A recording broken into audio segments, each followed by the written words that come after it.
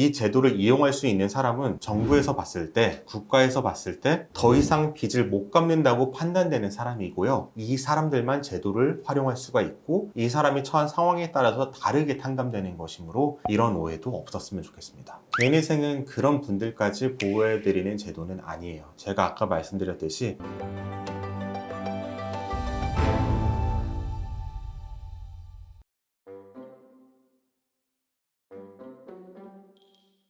열심히 컨텐츠를 만들고 있는데도 사람들이 아직 오해하는 부분들이 되게 많잖아요. 대표적으로 어떤 부분들이 있을까요?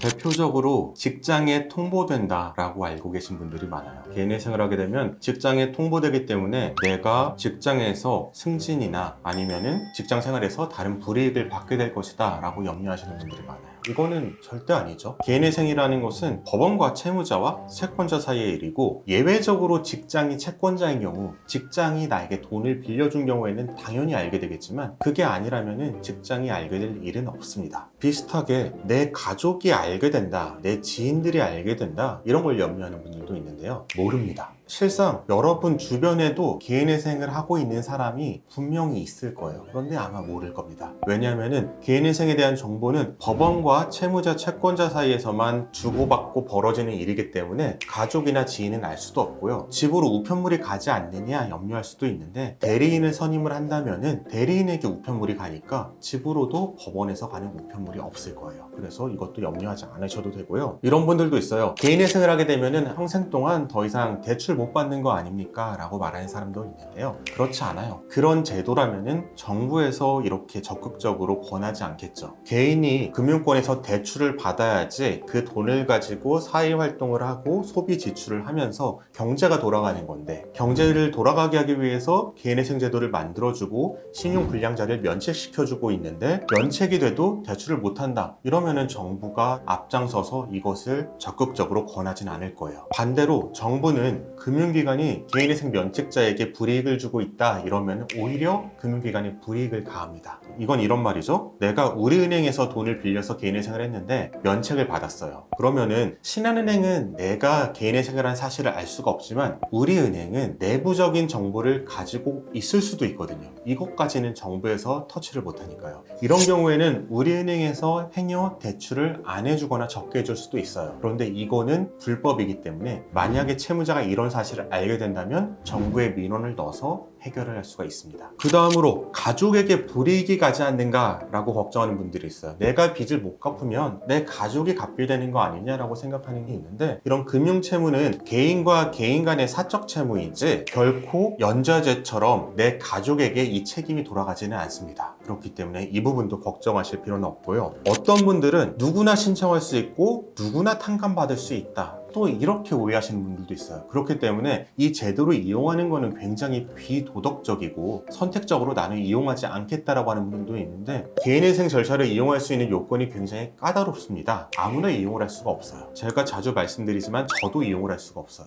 이 제도를 이용할 수 있는 사람은 정부에서 봤을 때, 국가에서 봤을 때 더 이상 빚을 못 갚는다고 판단되는 사람이고요. 이 사람들만 제도를 활용할 수가 있고 탕감도 무조건 많이 되는 게 아니라 이 사람이 처한 상황에 따라서 다르게 탕감되는 것이므로 이런 오해도 없었으면 좋겠습니다. 그 다음으로는 내가 과소비를 했거나 도박이나 주식을 했다고 해서 기각될 것이다 라고 걱정하시는 분들이 있는데 개인회생 기각사유는 그렇게 단순하게 정해지지가 않아요. 개인회생 기각사유는 청산가치 이상 변제를 할 수가 없을 때 그리고 내 최저생계비를 제하고 나면은 가용소득이 없을 때 이런 경우에만 기각이 되고요. 단순히 과소비를 했다 아니면은 주식 투자를 했다 코인 투자를 했다 이런 사정만으로는 기각이 되지 않으니까 이 부분에 대한 오해도 정리가 됐으면 좋겠습니다. 그리고 좀 제일 많이 물어보거나 궁금해하는 게 부동산 이런 거 엮여 있으면 헷갈려 하시던데 담보나 이런 거 있지만 명의가 내 거라서 땅이 뭐가 있어서 네. 난 안 된다 이런 분들 되게 많던데.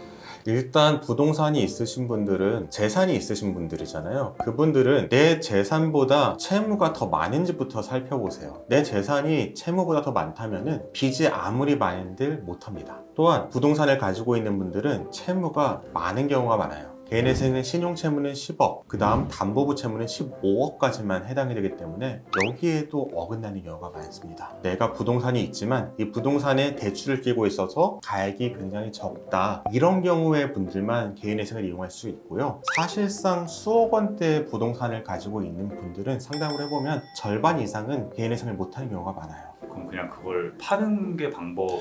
팔아서 갚는 방법밖에 없습니다. 근데 팔리질 않는다 이런 분들이 왔잖아요. 팔리지 않는 분들은 가격을 더 내리셔야지 아마 팔릴 텐데 더 낮추질 않는 거잖아요. 개인회생은 그런 분들까지 보호해드리는 제도는 아니에요. 제가 아까 말씀드렸듯이 갚을 수 없는 사람, 갚을 자산도 없는 사람들을 위한 제도이기 때문에 다른 제도를 알아보셔야 될 것 같아요.